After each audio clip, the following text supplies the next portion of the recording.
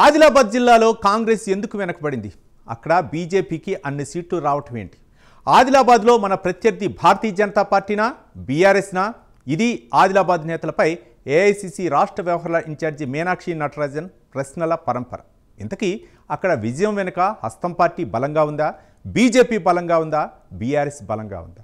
ఇప్పుడు ఇది తెలుసుకునే పనిలో పడ్డారు ఏఐసీసీ రాష్ట్ర వ్యవహారాల ఇన్ఛార్జి మీనాక్షి నటరాజన్. అసలు ఆదిలాబాద్ జిల్లాలో ఏం జరుగుతుంది?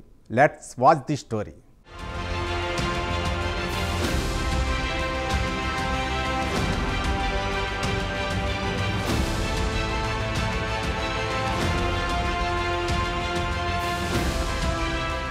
గత ఎన్నికల్లో ఎక్కడా లేని విధంగా ఉమ్మడి ఆదిలాబాద్ జిల్లాలో బీజేపీ 4 స్థానాల్లో విజయం సాధించింది. ఇదే విషయాన్ని మీనాక్షి నటరాజన్ ప్రస్తావించారు. ఏఐసీసీ రాష్ట్ర వ్యవహారాల ఇన్ఛార్జి మీనాక్షి నటరాజన్ ఎంపీ నియోజకవర్గాల వారీగా నేతలతో సమావేశం నిర్వహించారు. మొదటిసారి ఆదిలాబాద్ పార్లమెంటు పరిధిలోని 7 నియోజకవర్గాలకు సంబంధించిన ఎమ్మెల్యేలుగా పోటీ చేసిన వారితో సమావేశమయ్యారు. ఈ సందర్భంగా ఆయా నియోజకవర్గాల్లో పార్టీ పరిస్థితి, నేతల మధ్య సమన్వయంపై ఆరా తీశారు. పార్టీ పదవులు, పార్టీ స్థితిగతులపై కూడా నాయకులతో మాట్లాడారు. ఒక్కో నేతకు 10 నిమిషాల సమయం ఇచ్చి పూర్తి స్థాయిలో సేకరించారామె.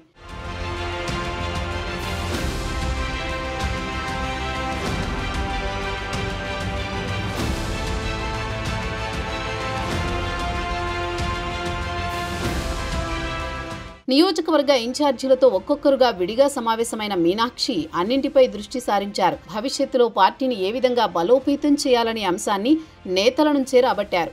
దానికి సంబంధించి మీ దగ్గరున్న వ్యూహం ఏంటి అని తెలుసుకున్నారు. ఇక పథకాలు ప్రజల్లోకి ఏ విధంగా పోతున్నాయని నేతల అభిప్రాయాలు సేకరించారు. మీ జిల్లాలో ఏమైనా వర్గాలున్నాయా అని అడిగి మరీ తెలుసుకున్నారు. సన్నబియ్యం, యువ వికాసం పథకాలు ప్రభుత్వానికి మంచి పేరు తెస్తున్నాయని ఎమ్మెల్యేలు, నేతలు ఆమెకు చెప్పారు. పార్టీ సమన్వయంతో పనిచేస్తూ పథకాలు జనంలోకి తీసుకువెళ్లాలని మీనాక్షి నటరాజన్ ఆదేశించారు. అసలు ఉమ్మడి ఆదిలాబాద్ జిల్లాలో ఎమ్మెల్యేలకు మధ్య సమన్వయం ఉందా, వర్గపోరు ఉందా, మరియు పదవుల కోసమైనా ఆదిలాబాద్ జిల్లాలో కాంగ్రెస్ ముందడుగు వేస్తుందా? రాబోయే ఎన్నికల్లో కాంగ్రెస్ కు మంచి రోజులు వస్తాయా అనే అంశమైతే వేచి చూడాలి.